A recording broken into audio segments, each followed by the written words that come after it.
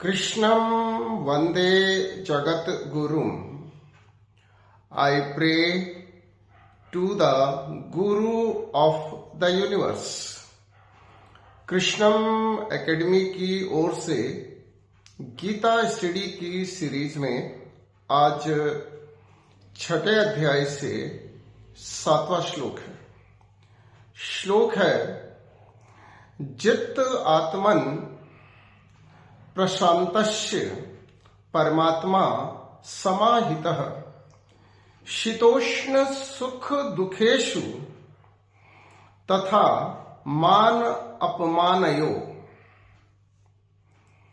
The yogis who have conquered the mind rise above the dualities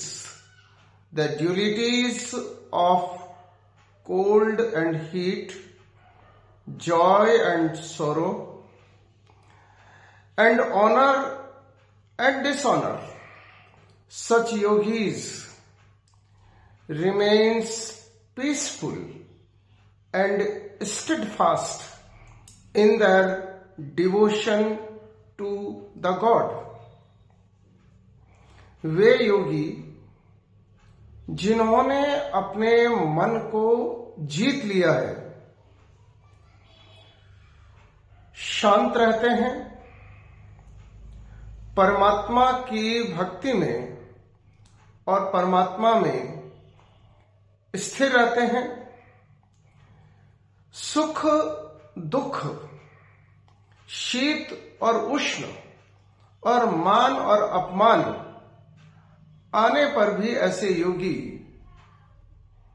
बेचैन नहीं होते हैं, अशांत नहीं होते हैं और शांत रहते हैं। इस श्लोक में अर्जुन को और अर्जुन के माध्यम से हम सबको परमपिता परमात्मा समझा रहे हैं कि हम अपने मन को जीतें, हम अपने मन को संयमित कर लें, हम अपने मन को परमात्मा में लगा दें। और कोई व्यक्ति ऐसा कर पाता है तो वह व्यक्ति योगी बन जाता है, और जो योगी बन जाता है ऐसा व्यक्ति हर परिस्थिति में शांत रहता है, उसका चित्त स्थिर रहता है, वह योगी स्थित प्रज्ञ बन जाता है। और स्थित प्रज्ञ बनने पर शीत और उष्ण, सुख और दुख, मान और अपमान उसे प्रभावित नहीं कर सकते हैं, उसे विचलित नहीं कर सकते हैं। और ये कहा जा सकता है कि ऐसा योगी जीवन की विपरीत परिस्थितियों को सहते हुए भी अपने चित्त को शांत रखने में सफल रहता है। ऐसा योगी कभी अशांत नहीं होता है और वह इस सत्य को समझता है कि सुख और दुख, शीत और उष्ण, मान और अपमान, ये सभी घटनाएं आनी जानी हैं। वे इस बात को भली भांति समझता है कि ups and downs are the parts of life, और इसलिए इस तरह की घटनाएं, शीत और उष्ण, कोल्ड एंड हीट, सुख और दुख, जॉय एंड सॉरो, मान और अपमान, ऑनर एंड डिसऑनर, उसका चित्त विचलित नहीं कर पाते हैं। और ऐसा योगी हर परिस्थिति में प्रसन्न चित्त और शांत चित्त रह पाता है। हम बहुत अच्छे से इस बात को समझ सकते हैं कि हमारा मन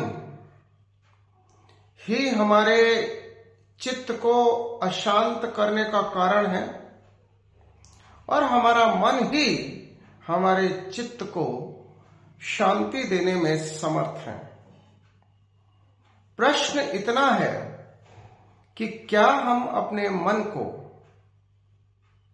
अपनी बुद्धि और बुद्धि को आत्मा और आत्मा को परमात्मा में समाहित कर पाते हैं या नहीं,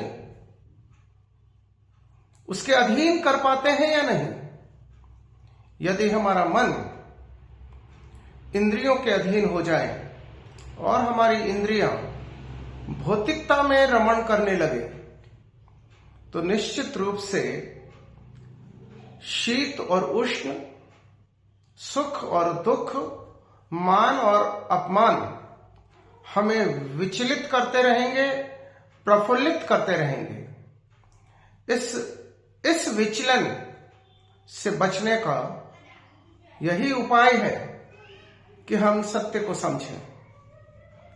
और सत्य ये है कि जिसने अपना मन जीत लिया है उसका जीवन सुंदर बन जाता है, उसका जीवन परमात्मा की भक्ति में समाहित हो जाता है।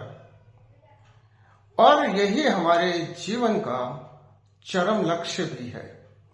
इसलिए हम इस सत्य को समझें कि शीत और उष्ण,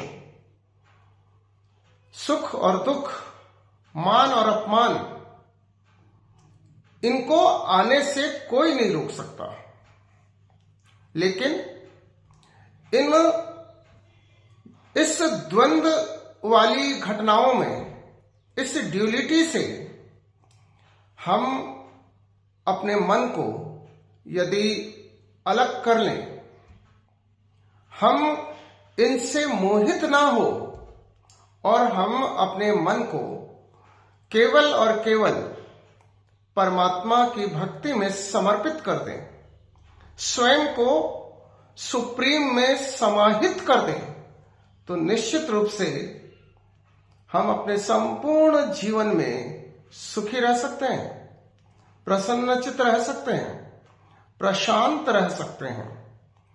इसलिए हमें चाहिए ये कि हम सत्य को समझें, ज्ञान को प्राप्त करें और सत्य को समझकर अपने नियत कर्तव्यों का पालन करते हुए शीत और उष्ण, सुख और दुख और मान और अपमान में स्वयं को विचलित ना होने दें। और यदि हम ऐसा कर पाए तो हम योगी बन जाते हैं। ऐसा योगी जो परमात्मा में समाहित रहता है, जो ये सत्य समझता है कि सांसारिकता, भौतिकता माया है, सत्य नहीं। सत्य तो केवल और केवल सुप्रीम है। इसलिए हमें सत्य को ही अपनाना है और सत्य की ओर ही जाना है और सत्य में ही अपने मन को लगाना है। हम स्वयं को सुप्रीम को समर्पित कर दें, सरेंडर बिफोर द सुप्रीम, और अपने मन को संयमित करके, अपने मन को जीतकर हम अपने नियत कर्तव्यों का पालन करें।